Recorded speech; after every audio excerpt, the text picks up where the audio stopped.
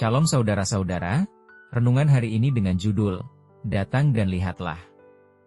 Mari kita membaca Yohanes 1 ayat 38-39. Tetapi Yesus menoleh ke belakang. Ia melihat bahwa mereka mengikut dia lalu berkata kepada mereka, "Apakah yang kamu cari?" Kata mereka kepadanya, "Rabi," artinya, Guru, di manakah engkau tinggal? Ia berkata kepada mereka, "Marilah dan kamu akan melihatnya." Mereka pun datang dan melihat di mana ia tinggal. Dan hari itu mereka tinggal bersama-sama dengan dia.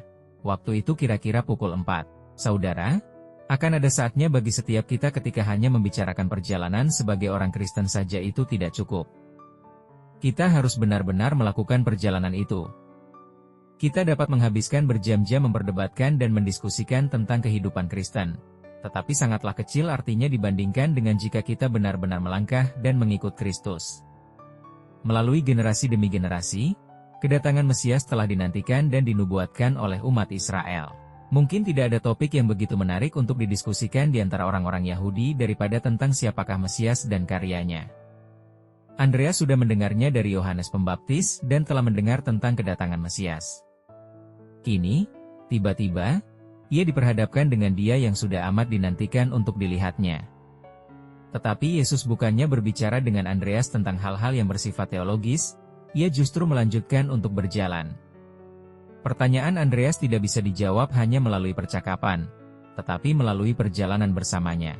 Saudara, kekristenan bukanlah satu rangkaian pengajaran hanya untuk dipahami, tetapi tentang pribadi yang harus diikuti.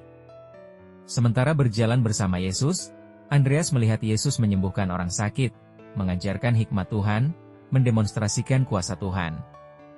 Andreas tidak hanya belajar tentang Tuhan, ia mengalaminya. Akan tiba saatnya ketika kita berada di persimpangan jalan bersama dengan Tuhan. Kita mungkin punya banyak sekali pertanyaan yang ingin kita ajukan kepadanya.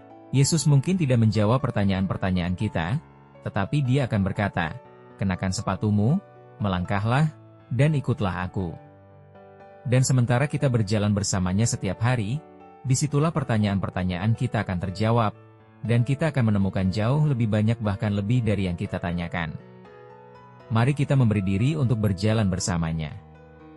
Amin. Tuhan Yesus memberkati.